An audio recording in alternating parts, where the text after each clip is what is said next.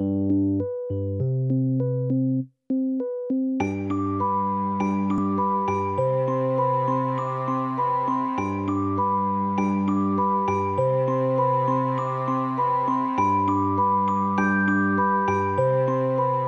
Méopa, mélange équimolaire d'oxygène et de protoxyde d'azote, est un moyen simple pour lutter contre la douleur provoquée par les soins. Il est déjà largement utilisé dans les hôpitaux. Le CNRD et le réseau SOS Douleur à domicile ont voulu montrer les bénéfices concrets de ce médicament au domicile des patients. Dominique Arnel, membre du réseau, apporte aujourd'hui une nouvelle bouteille au domicile d'une patiente. À raison d'une inhalation par jour de 7 minutes, l'ancienne bouteille a duré environ 1 mois et demi.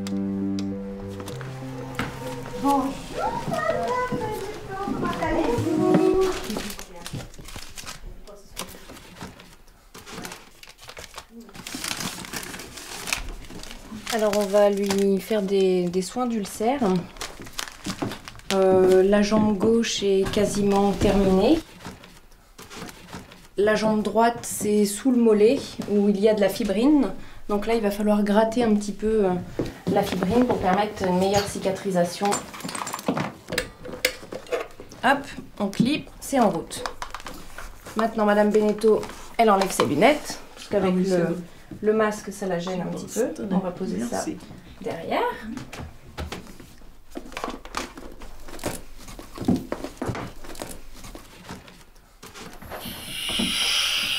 Voilà. Vous êtes bien là? Bien installé? Oui. Et on entend donc le gaz qui va se diffuser.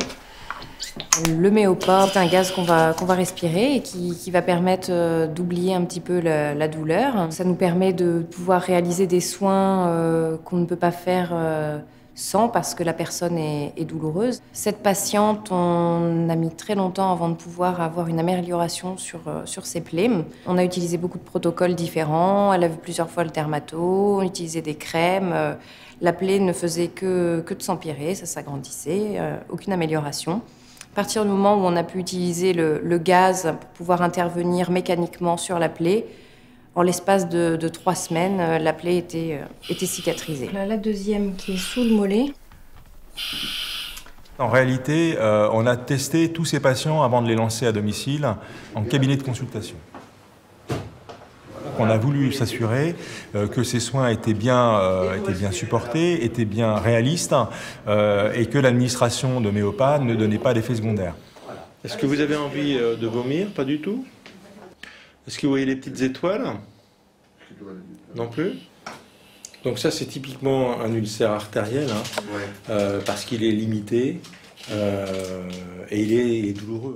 Et si le test était positif, effectivement, on pouvait, sans arrière-pensée, débuter et continuer le traitement à domicile.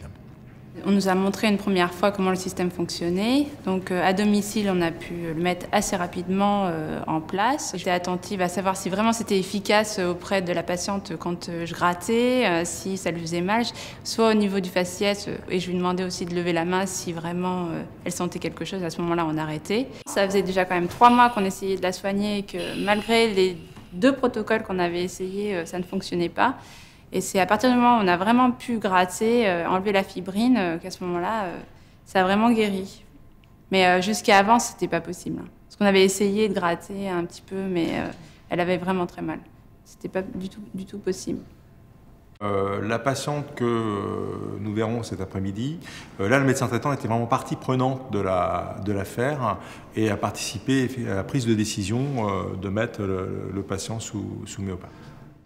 Alors moi, au départ, j'ai envoyé Madame Judam parce que je m'en sortais pas, qu'elle était hyperalgique, c'était tout fibrineux, c'était pas propre, enfin c'était... Parce qu'il pouvait pas gratter. Et il pouvait pas gratter, on n'y arrivait pas quoi. Donc c'est pour ça que j'ai demandé à Eric. Et là, moi, je viens de l'entreapercevoir, c'est nettement mieux. On est surpris par rapport à l'efficacité surtout. Quand j'ai gratté, parce que quand je gratte, j'y vais pas doucement, hein, je gratte. Hein, jamais j'aurais pu gratter sans Méopa auparavant. Déjà, avant qu'on ait le Méopa, dès que je vous touchais, déjà, c'était bon. Gratter, c'était complètement illusoire. Du coup, il y a du temps. Du temps et l'efficacité. Oui, du temps et de l'efficacité. Donc maintenant que le plus douloureux est passé, on va pouvoir lui enlever le masque pour qu'elle récupère tous ses esprits. Madame Benetto? Oui. On enlève? Allez. Ça va? Oui, très bien. Avec un grand sourire. Je vous vois très bien avec vos yeux brillants. Bon, est-ce que vous avez eu mal? Du tout. Pas du tout. J'ai eu un petit avertissement à un certain moment, je dis bien. D'accord. Hein. Il est clair qu'il n'y aurait pas de méopa sur cette patiente-là. La solution qui était préconisée, c'était un cathéter périnerveux au départ. Et puis donc, on a eu l'occasion de prendre le méopa et de l'essayer en se disant, cette patiente n'a mal que pendant les soins, c'est peut-être dommage de mettre un cathéter périnerveux qui va couvrir 24 heures sur 24, avec le déficit moteur que ça implique, etc., chez les personnes âgées, le risque éventuel de chute, etc. Et donc on s'est dit, on va faire le méopa. Mais il n'y aurait pas eu le méopa, c'est clair qu'on aurait mis le cathéter rien que pour les soins. J'ai l'équilibre. La tête tourne pas? Pas trop. Comme d'habitude? Plus? Non, mais je fais jamais d'essai aussitôt. Ah. Alors, je pense que toutes les douleurs provoquées par les soins peuvent être indiquées. Donc il y a bien évidemment les pansements complexes, mais je pense chez des gens qui sont maintenus à domicile, comme des patients qui sont grabataires ou même en fin de vie, sans pour autant être hospitalisés. Ces patients, quand on leur fait leur toilette par exemple, peuvent avoir des douleurs extrêmement importantes, et je pense que là c'est vraiment une très très bonne indication du méopa. Il aura dans les années à venir une place importante dans l'arsenal thérapeutique à la disposition des infirmières pour faire des soins de qualité. Nous, on n'a pas de difficulté pour l'instant parce qu'on fait une expérience, si vous voulez. Donc, on a été aidé par le laboratoire qui nous donne le produit pour l'instant, mais ce produit ne va pas être forcément éternellement gratuit, si vous voulez. Donc, tant qu'on fait l'étude, c'est bien, mais après, qu'est-ce que ça va devenir? C'est ça, notre problème, c'est ça. Notre problème, c'est savoir si, par la suite, il y aurait un remboursement possible par l'assurance maladie pour qu'on puisse étendre cette activité, si vous voulez, au plus grand nombre de patients. Parce qu'il y a quand même énormément de patients qui sont douloureux aux soins. Donc, ça serait vraiment une avancée extraordinaire que tout le monde puisse profiter du méopa. Grâce au réseau SOS Douleur, à toute l'infrastructure, à toute la sensibilisation des équipes, des médecins et des infirmières, donc en effet, en quelques semaines, on a pu faire au moins 50 inhalations chez des patients en ambulatoire à leur domicile. Et qu'est-ce qu'on a vu? Évidemment que tout le monde est gagnant dans cette histoire. On a vu les patients, évidemment. On voit des infirmières qui sont évidemment ravis de faire des soins dans ces conditions-là. Les médecins aussi, prescripteurs qui ont fait ça, en effet, ils ont découvert une méthode particulièrement simple et efficace. On a vu aussi que l'efficacité, la cicatrisation des lésions, bien souvent, était accélérée parce qu'on arrivait bien à faire les soins, à gratter la fibrine, à faire en sorte que des soins qui étaient comme très douloureux, là, sont beaucoup mieux supportés par les patients. Donc, on arrive mieux à faire les soins. Et voilà, donc c'est un conte de fées quelque part. Mais hélas, c'est pas possible. Pourquoi?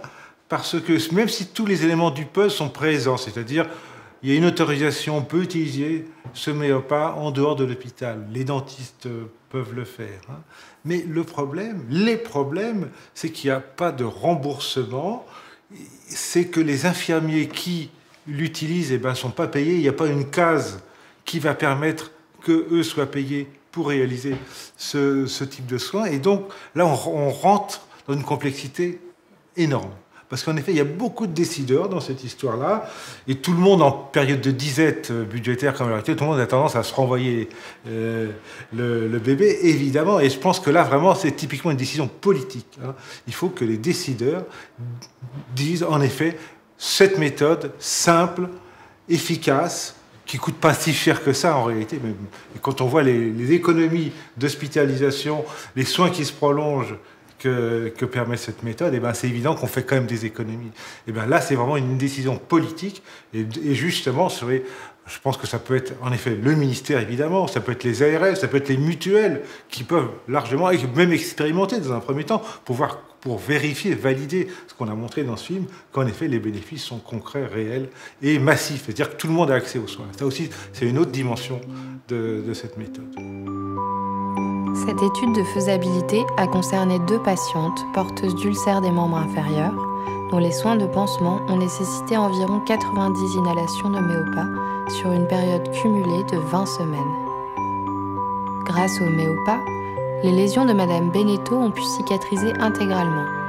Les lésions de Madame Judam ne nécessitent plus que l'application locale de crème anesthésiante pour la réalisation des pansements.